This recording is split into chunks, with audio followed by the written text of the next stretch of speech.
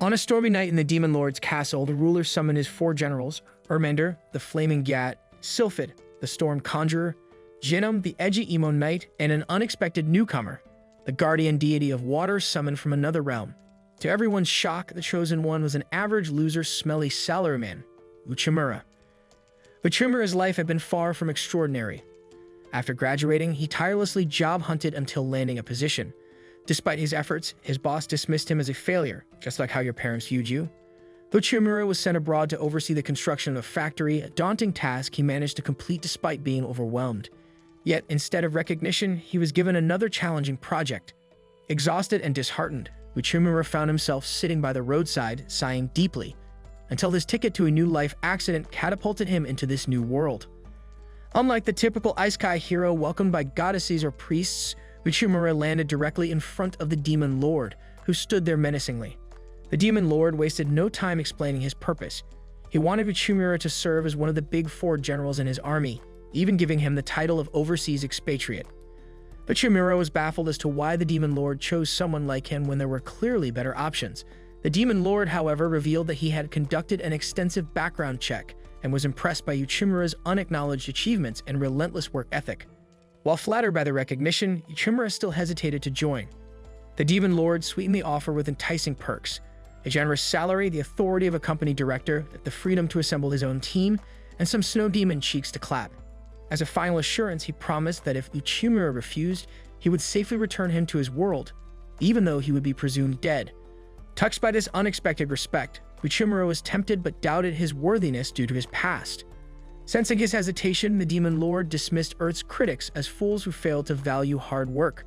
Rising from his throne, he passionately declared his intention to help Uchimura unlock his full potential, promising they would achieve greatness together. Before Uchimura could respond, Ermender interrupted, voicing doubts about a mere human serving as a general. Sylphid and Jinnum echoed her concerns. To settle the matter, the Demon Lord proposed a test to prove Uchimura's value.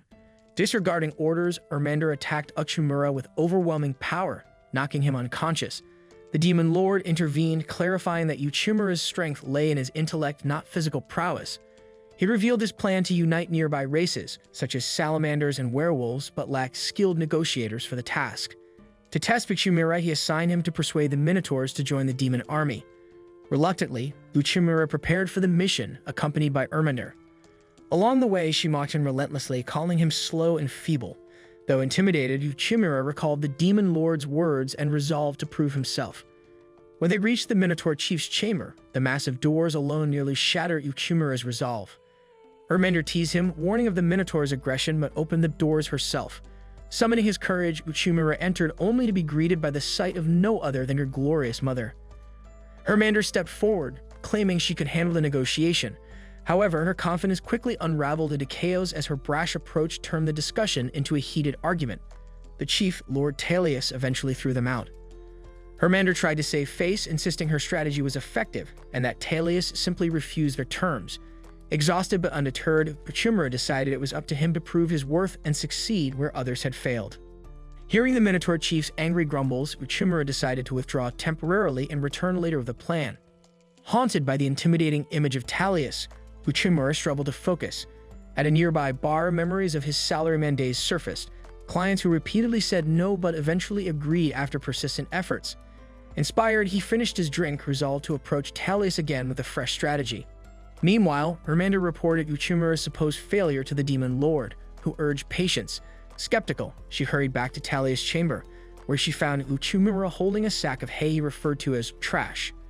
Confused, she asked about his intentions, but he explained that the hay was crucial for his next discussion with Talius. When she dismissed his idea, warning that Talius was impossible to negotiate with, Uchimura calmly reassured her. He explained that negotiation isn't about overpowering a client, but about bridging the cognitive gap between both parties. He emphasized the importance of building trust, starting with direct communication and eye contact. Despite Ermender's doubts, Uchimura entered Talius' chamber with confidence, hand in hand, promising to make things work. Seeing his newfound determination, Ermender realized he was no longer the timid, self-doubting man she had first met. The next morning, Ermender stormed into Talius' chamber after hearing no updates all night. Inside, she found hay scattered everywhere and assumed Uchimura's negotiations had taken place. To her surprise, Uchimura revealed that Talius had gone to meet the Demon Lord to finalize their alliance. Shocked, she demanded to know how he achieved this so quickly.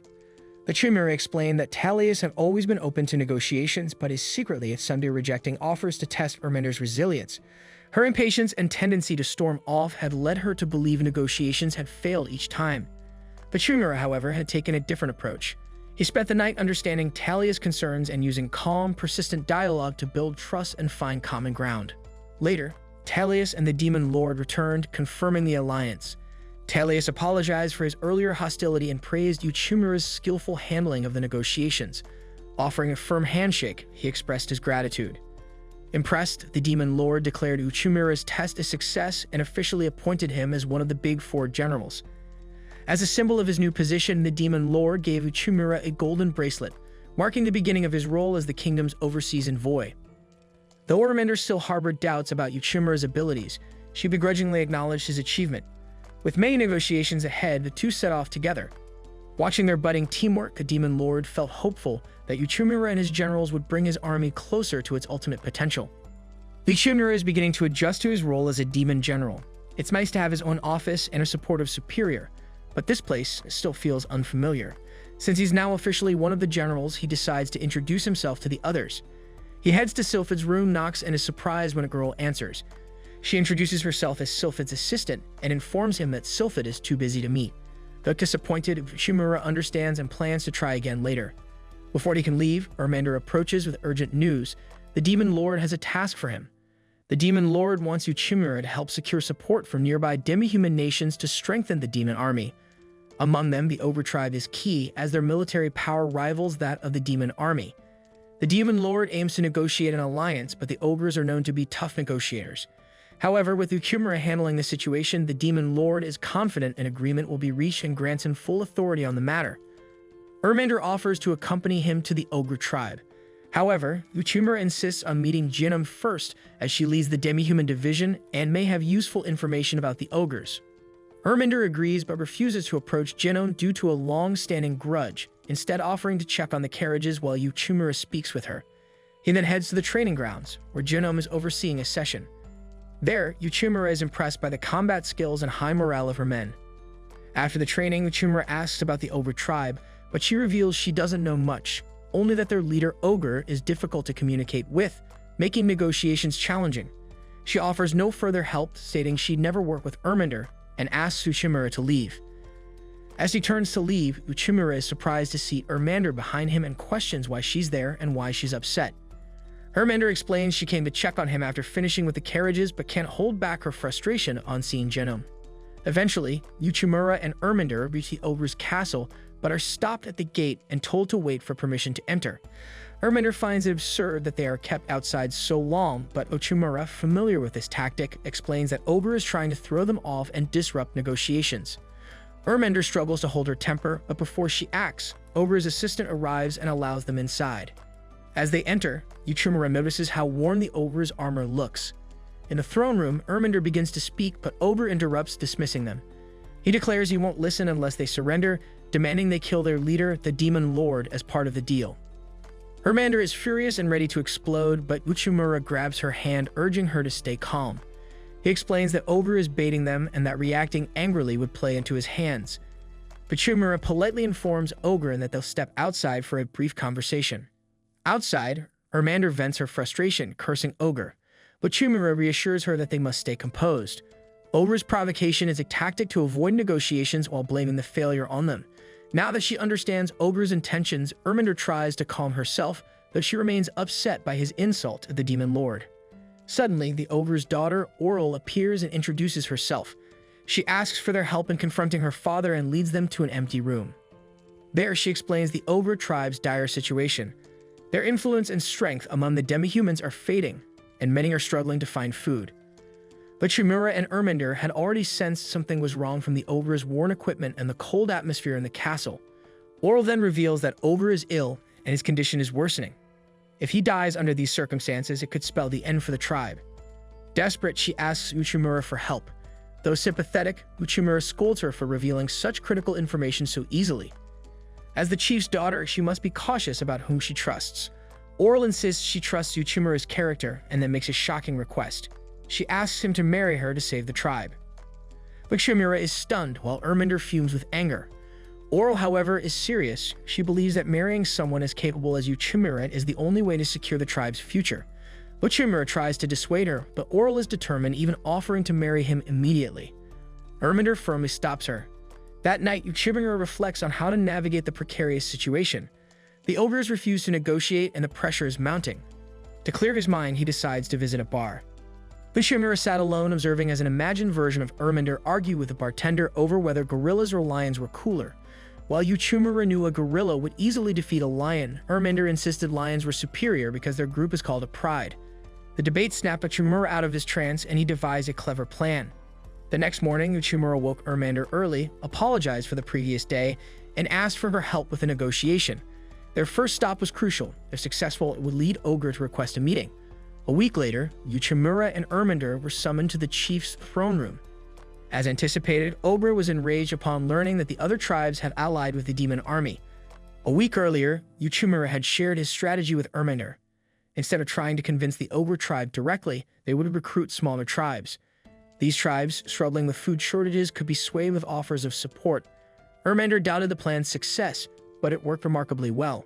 Uchimura had adapted a tactic he used back on Earth, targeting smaller companies to create demand from larger ones who wouldn't want to be left behind.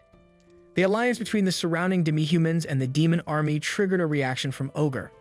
But Uchimura played the situation carefully, claiming the alliance with smaller groups was purely to aid them in their struggles. This enraged Ogre further, as he hadn't authorized any negotiations. Everything was unfolding as Uchimura planned. Ogre's anger made him easier to manipulate. To escalate matters, Uchimura subtly hinted that the alliances weren't his idea alone and mentioned Oral's involvement. Shocked by his daughter's actions, Ogre confronted her, but Oral explained it was necessary for the tribe's survival. The changing times, coupled with Ogre's age and declining health, demanded adaptation. Uchimura then proposed an alternative, a partnership instead of full allegiance to the demon army. Though it was a bluff, framing it as an equal arrangement appealed to the chief's pride. Ogre requested time to consider, and a few days later, Oral informed Uchimura that her father had agreed to the alliance. While Uchimura was pleased with the outcome, he had another task from the demon lord, choosing an assistant. He considered Erminder, but she misunderstood and became awkward around him. Meanwhile, Oral, grateful for his help in improving her father's diplomacy, offered to be his assistant. Seizing the opportunity, Uchimura accepted, which Oral eagerly agreed to. However, Erminder grew jealous and refused to acknowledge Uchimura, leaving him baffled by her behavior. Oral visits Uchimura in his office to report that the negotiation with the Bearman tribe was successful. She also informs him about an upcoming awards ceremony where he will be recognized for his contributions to the demon army's growth. Uchimura, who has never received an award before, expresses excitement about the occasion. Later, Erminder visits him, bringing along porridge, a staple food of demons. Uchimura finds the porridge bland and mentions his craving for meat. Hearing this, Erminder suggests they go hunting together.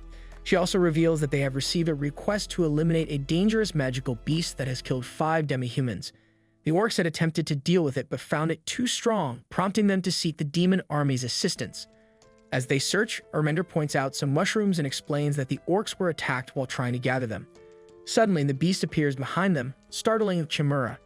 Erminder assures him that she'll handle it. She delivers a powerful kick to the beast, but it quickly recovers and charges at her. Dodging its attack, she begins to pummel it, but Uchimura observes that her strikes lack the killing power needed to defeat it. He considers that she might need a weapon, but instead, Erminder decides to unleash her full strength. Her gauntlet transforms, and she warns that it will take time for her magic to recover afterward, but she believes this is the only way to defeat the beast.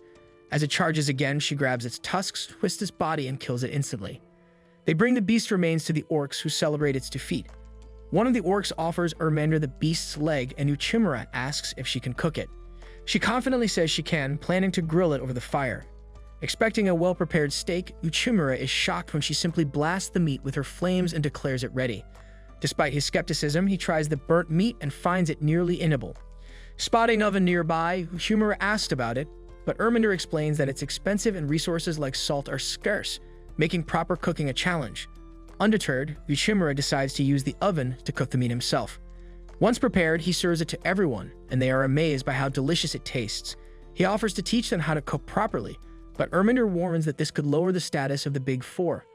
Uchimura counters by explaining that a civilization's development can be measured by its dietary practices. He notes that the orcs' lack of culinary knowledge reflects their resource scarcity. Hermander agrees with his assessment, acknowledging that their country is weaker than the surrounding nations and that changes are necessary. Later that evening, as they prepare to return, Hermander conjures a fireball to light their path and keep wild beasts at bay. She mentions that demi-humans are unable to use magic, which makes Uchimura wonder if Sylphid is a demon or a demi-human. Hermander explains that she isn't certain because Sylphid never attends their meetings, but she assumes he's a demon since he can use magic. As they move forward, Uchimura brings up her recent battle with the magical beast, pointing out that she struggled due to a lack of proper equipment. He acknowledges that her magic takes time to recover and suggests she use weapons or wear armor instead of light clothing. Hermander becomes visibly upset and reveals that she finds his remarks insulting. Frustrated, she tells him to wait for the orcs to escort him back, explaining that his focus on efficiency clashes with demon culture. Before he can respond, she leaps away, leaving him wondering why she's angry. As he considers following her, the sound of wild beasts in the forest convinces him to retreat to the orc village. The next day, Uchimura reports to the Demon King, who questions why he didn't return with Hermander. Uchimura starts doubting his place among the Big Four, but the Demon King advises him to reconcile with her, believing it will broaden his perspective on the world. As Uchimura ponders Hermander's anger, he observes the city, noting the mix of demi-humans and demons. He becomes curious about why demons wear revealing outfits and remembers that they are the only ones capable of using magic. After some research, he learns that a muscular body is a symbol of pride for demons as they train their bodies to enhance their magical power. Their choice of revealing outfits reflects their desire to display their strength. Realizing this, Uchimura understands that his suggestion for Hermander to wear armor was offensive because it implied she should hide her body. Meanwhile, Hermander runs into Oral, who's chopping wood. She confides in Oral, worrying that Uchimura dislikes her because he didn't compliment her physique. Oral reassures her, pointing out that Uchimura doesn't think like demons and might have even misunderstood her outfit. She advises Hermander not to worry as Uchimura is a good person at heart. Later, Uchimura, enjoying a meal at the bar, compliments the bartender's cooking. As he sees the bartender smile at the praise, he has an epiphany. Rushing to find Hermander, he tells her she has an impressive physique. Hermander, thrilled by the compliment, admits she had always wanted him to acknowledge her body. However, the moment quickly turns awkward and Uchimura apologizes for offending her earlier. Hermander also apologizes for leaving him alone in the forest. Uchimura expresses his desire for her to be his partner, which flusters her as she interprets it as a romantic confession. However, it's revealed that he simply wants to continue working alongside her. At the awarding ceremony, the Demon King commends Uchimura for his successful negotiations with other races and presents him with a magic stone as a reward. Uchimura, however, insists that Hermander deserves it and offers it to her. Shocked, she misinterprets the gesture as a public proposal and scolds him for doing so in front of everyone. Meanwhile, Belinda, observing from a distance, realizes that the demons have finally come to respect Uchimura. Despite the praise and recognition Uchimura received, when he met his boss again, he knelt and pleaded for another chance, fearing he had overlooked something. The Demon King responded that Uchimura's real problem was his inability to acknowledge his own success and his lack of confidence. Changing the subject, the Demon King turned to the Foreign Affairs manager, asking for his opinion on the relationship between demons and demi-humans. The manager pointed out that the core issue was the disparity in abilities. Demons had an advantage in society due to their magic, leaving demi-humans marginalized. The Demon King agreed, noting that only a few races could wield magic, which was precisely why Uchimura was needed. His task was to find a way to grant magic to everyone, reducing inequality. Grateful for the opportunity, Uchimura remembered that while he lacked magic himself, the Demon King had entrusted him with a magic stone to study, with the help of Sylphid, the Storm Archmage. However, he had been warned that Sylphid could be difficult to work with. After the meeting, Uchimura left and ran into Hermander, who was snooping around and assumed his task was progressing well. Determined, Uchimura continued his research on how to harness the artifact's immense power. Meanwhile, Oral brought him tea, noticing how exhausted he looked from his extra workload. She suggested he leave early to avoid burnout, but Uchimura assured her he was just finishing up. He then asked her if demi-humans could gain magic like demons. She confirmed it was possible, but it required innate talent. The magic stone alone wouldn't be enough. Realizing he needed deeper knowledge, he decided to seek out Sylphid directly. Summoning his resolve, he made his way to the Archmage's quarters, but was met by his assistant, Belinda, who didn't recognize him at first. Embarrassed, she recalled their previous conversation and apologized for not recognizing a high-ranking officer. However, she informed him that Sylphid was absent. Uchimura protested, reminding her they had a scheduled meeting, but she stood firm, promising to notify him once Sylphid returned. As she attempted to shut the door, he blocked it with his foot, insisting they talk immediately.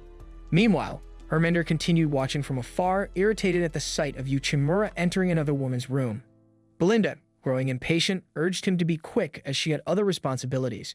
Wasting no time, Uchimura confronted her directly, stating that he suspected she was actually Sylphid. He backed up his claim with 3 reasons.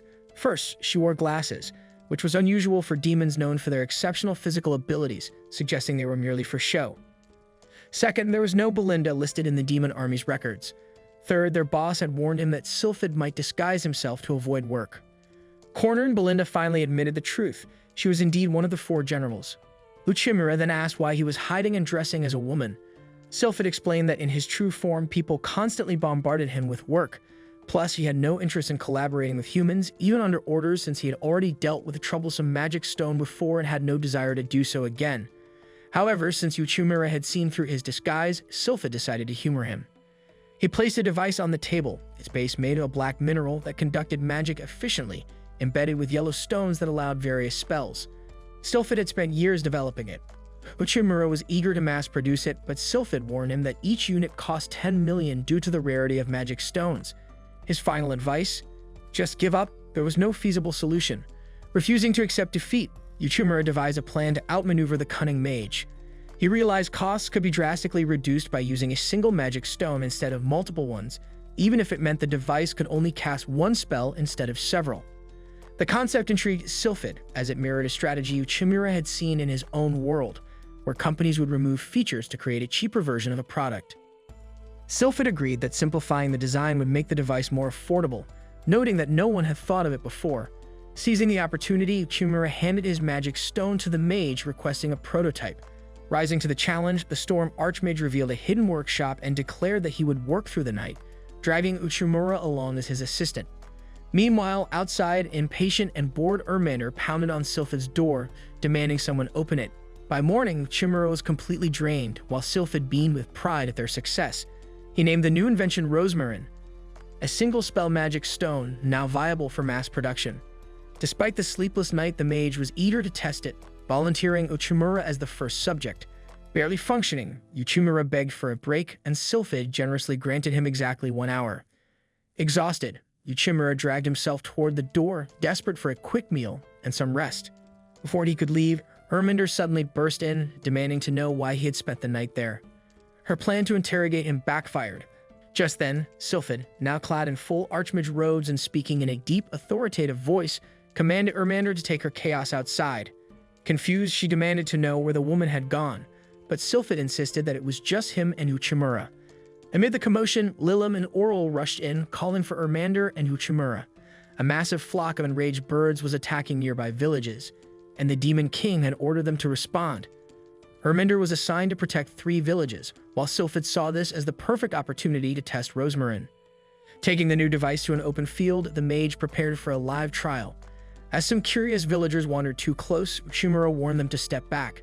Sylphid then handed him a Rosmarin stone and instructed him to summon a fireball. Though nervous, Uchimura obeyed, imagining the stone as an extension of himself, his energy flowing into it. To his amazement, he successfully conjured a fireball, just in time for the massive birds to descend upon the field. He launched several fireballs to fend them off, but when a bird attacked at close range, the device failed. Sylphid quickly pushed the creatures back with magic, giving Uchimura another chance to use the stone. However, it still refused to activate. After driving off the first wave, Sylphid concluded that Rosmarin couldn't handle the intensity of battle and deemed the experiment a failure. Later, the generals gathered in a tent with the village residents. As they discussed the attack, Ermander offhandedly remarked that the demi-humans seemed fragile.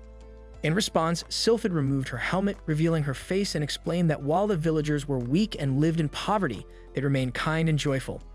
This reminded her of why she had first begun developing magical devices. Born into a merchant elf family, she had left home and was later taken in by demi-humans who welcomed her into their struggling village. There no one could use magic, and everyone lived in hardship. Determined to help, she started working on magical devices, but eventually lost sight of her original goal. Looking at Uchimura, she reaffirmed that it was a scientist's duty to advance society, and making Rosmarin work was now a matter of honor. She also warned that the birds would likely return soon, making it urgent to fix the device. Determined to find a solution, Uchimura later found himself in his imaginary bar, where Erminder was happily eating cooked entrails. Reflecting on how food once considered waste was now valuable, he had an idea. Instead of using rosmarin for direct attacks, he realized the birds were sensitive to high-pitched sounds. The next time the flock appeared, he set 10 rosmarin stones on the ground and activated them, using minimal magic to produce a deterrent frequency. The strategy worked, driving the birds away without direct combat. A few days later, back at the castle, Uchimura reported to the Demon King that the new device could repel monsters without casting spells. Cheap and effective, it was an ideal tool for village defense. Impressed, the king ordered mass production for rural settlements. After the meeting, Uchimura thanked Sylphid for her help, but she insisted that she should be the one thanking him for restoring her sense of purpose. As a reward, she gifted him a combat magic device capable of firing 30 shots. Surprised, he asked when she had created it, and she simply replied, "I'm a genius after all." Eager to return to work, Uchimura barely had a moment to relax before Erminder burst in, frustrated that he hadn't kept her updated. She accused him of flirting with yet another woman. The next day at Uchimura's fictional bar, Erminder bothers a kid engrossed in his phone, admitting she envies him for living with his parents and spending all day online. The boy bluntly tells her she's annoying. Just then, Uchimura notices that the boy isn't watching anime recaps but rather investing in stocks, and judging by his expensive watch, he's no amateur. Unfazed, Erminder insists he take off his hood since they're indoors. When he ignores her, she raises her voice and even attempts to pull it off. Watching this, Uchimura reflects on the idea of removing a hood, not a literal one, but his own cautious mindset at work. Though he has dutifully followed the Demon King's orders and led responsibly, he realizes true growth means confronting problems head-on. Determined to take action, he heads to the kingdom's street market, glad he invited Erminder along. He also finds her striking in her dress, a stark contrast to her usual appearance. Meanwhile, Erminder feels flustered, recalling a conversation with Oral. When she mentioned being invited to the market, she admitted she had no idea how to handle a date, viewing it as a duel where both parties must wear their best armor to showcase their race's strength. She considered wearing something bold and revealing, but Oral warned her that Uchimura, as a human, might not see it the same way. Instead, she advised Erminder to wear modest clothing and tasteful accessories, arguing that dressing otherwise could be seen as undignified. Although Erminder initially felt that dressing plainly was even worse, she later appreciates Oral's advice, realizing it made the meeting with Uchimura go more smoothly. During their stroll, Uchimura mentions that today's research will be relatively easy since Erminder left her puzzle behind. When she asks for clarification, he explains that they're conducting market research, shattering the demon's expectations and causing her to flare up in frustration. But Uchimura calmly clarifies that the goal is to gather public opinion to inspire and improve the army. At the first stall, the vendor immediately recognizes Uchimura as one of the 4 great generals, which surprises him. The merchant explains that humans dressed in military attire at the royal castle are rare, and traders keep up with local news to avoid surprises. If Uchimura wants valuable information, he must pay attention to the trader network. Impressed by the presence of 2 generals, the vendor offers them a special deal on a pair of gold cups. Without hesitation, Uchimura accepts the offer, asking for a favor in return. Erminder, however, suspects he's buying the cups as an excuse to abandon the research and finally admit this was a date all along. But instead, Uchimura abruptly tells her to leave, stating that he has gathered enough information and samples to continue working. As he walks through the crowd, he takes notes on interesting findings, pausing a coffee shop to reflect on the alliance between demons, ogres, and minotaurs, which has led to cultural and talent exchanges. Erminder points out the rise in new businesses, but Uchimura counters by highlighting the downside: food shortages due to rapid population growth, especially the sharp increase in Gymu prices. Erminder recalls her attempt to negotiate with a Gymu store owner only to realize he wasn't making much profit either. Uchimura speculates that wholesalers are controlling the Gymu market and artificially inflating prices, forcing small merchants to raise their prices just to survive. He suggests Erminder speak with the wholesalers directly but warns that this is only a theory. The guild overseeing the wholesalers could pose challenges if they interfere, especially since the issue affects the entire nation. On top of that, the social divide between demons and demi-humans remains an ongoing concern that must be addressed gradually. With his research complete, Uchimura closes his notebook and announces the end of their market investigation. Noticing they still have some free time, he asks Erminder if she has any plans. She begins to imagine this as the start of a real date, until Genom suddenly interrupts, bringing up Ruya Day. When Uchimura asks about it, the demi-human explains that it's a traditional celebration where people exchange gifts with those they value. Curious, he asks if Junome plans to give something to the army, but she smirks and jokes that she wouldn't bother giving anything to a grumpy demon. Suddenly, a pair of demi-humans approach the generals, pleading for help to save their struggling shop. They lead Uchimura and the others to their food stand, explaining that they've been selling chumozu for years, but business has been declining.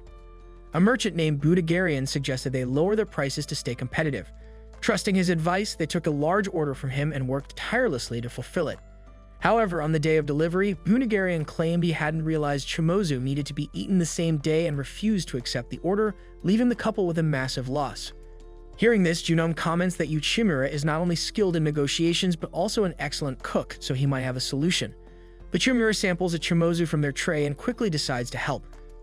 First, he outlines the goal. They need to sell 300 pieces, the amount they would normally sell in 2 months. He analyzes the taste, noting that it resembles Japanese mochi but lacks distinct features. However, its mild flavor could be an advantage as mochi pairs well with various dishes.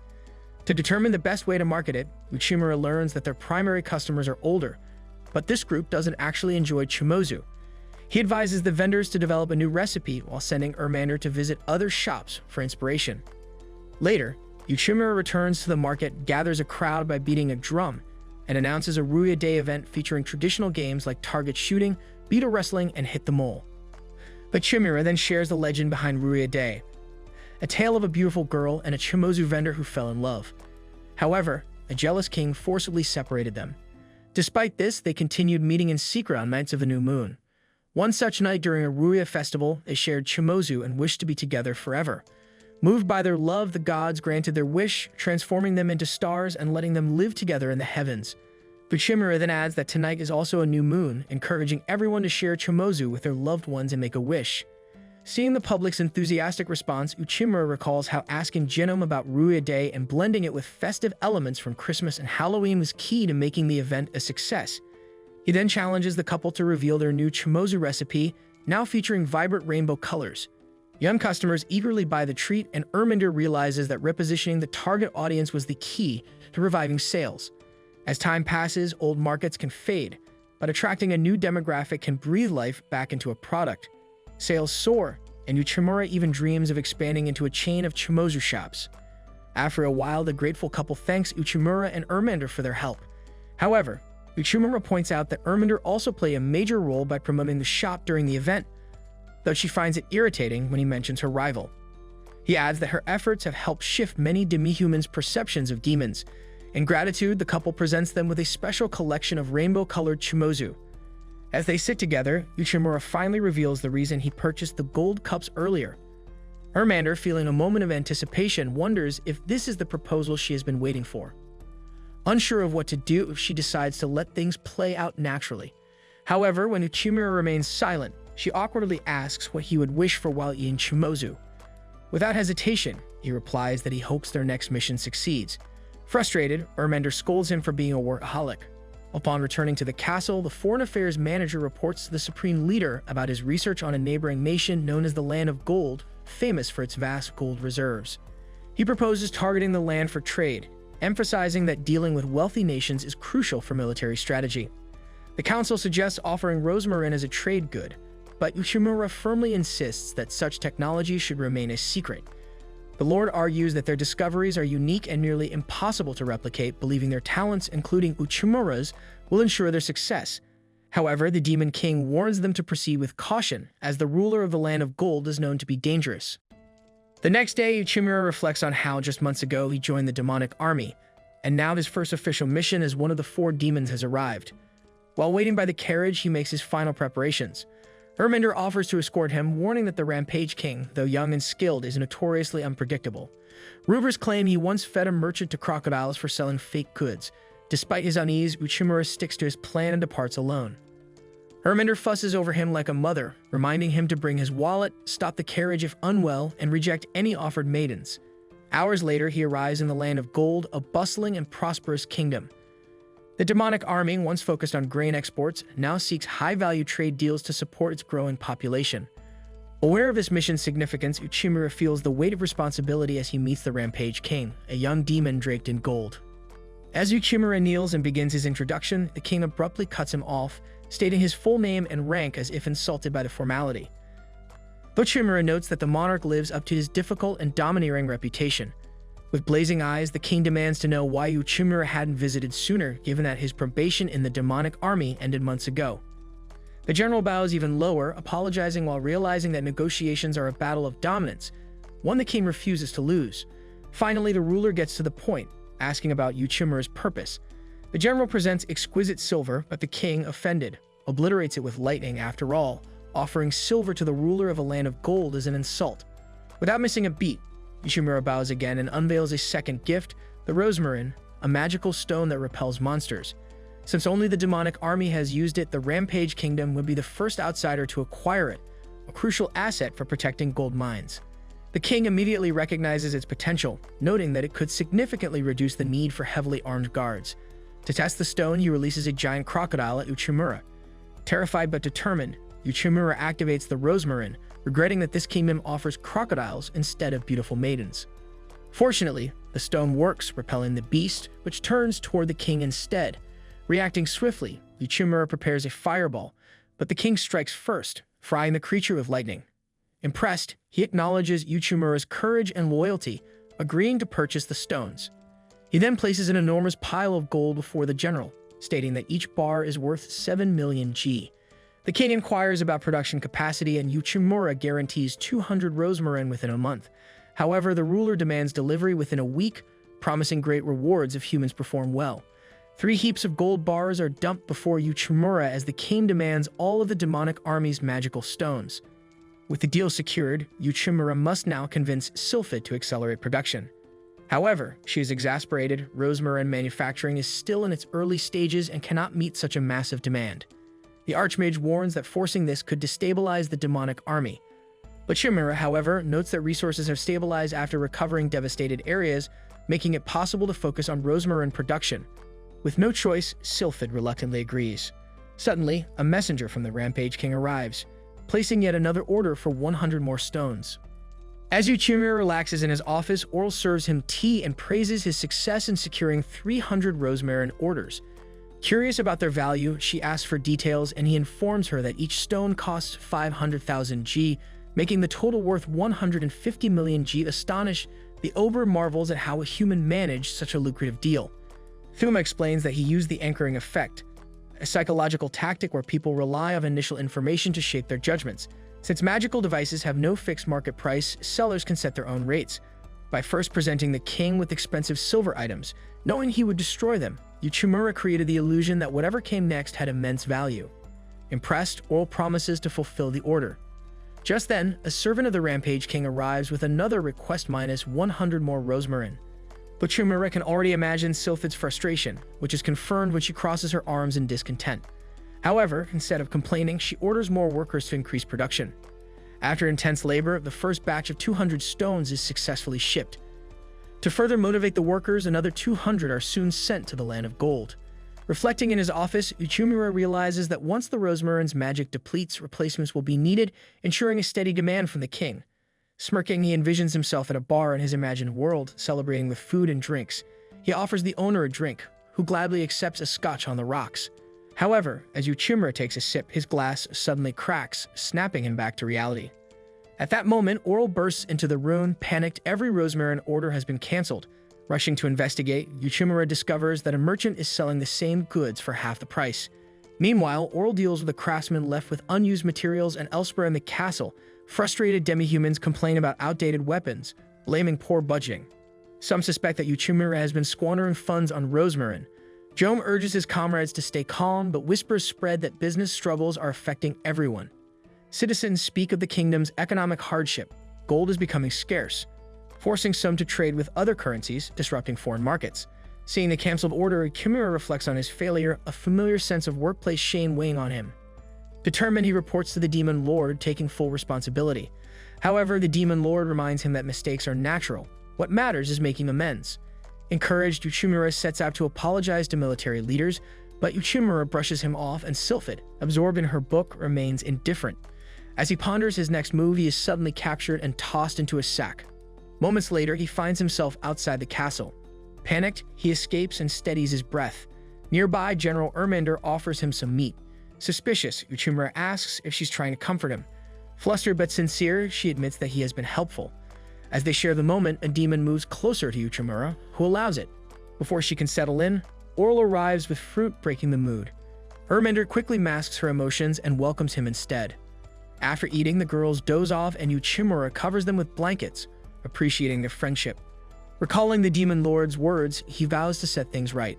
Meanwhile, in the Rampage Kingdom, the ruler thanks merchant Budagarian for providing high-quality goods at low prices. The pig-like trader affirms his loyalty to the sovereign of the land of gold, but keeps his methods secret. This then marks the end of today's anime recap. If you enjoyed the video and want more of it, please support the channel by leaving a like and subscribe. Let's help us reach our current goal of 20,000 subscribers.